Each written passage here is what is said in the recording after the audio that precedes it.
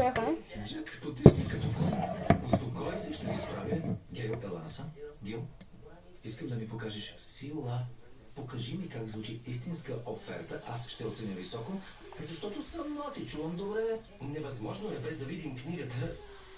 Ето така звучиш. Не може да очаквате повече, щом не сте ни показали книгата. Това е нелепо.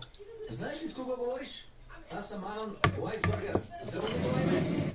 Езикът и поведението ви са обидни и непоносими. Не правя бизнес с безгръбначни идиоти. Ил,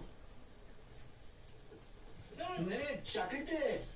Моля ви, съжалявам, ако съм ви обидил. Просто се правих на агент. Аз нямам дори степен. Завърших обществен колеж и то само защото баба ми спеше с декана. късмен господа, ще ви трябва.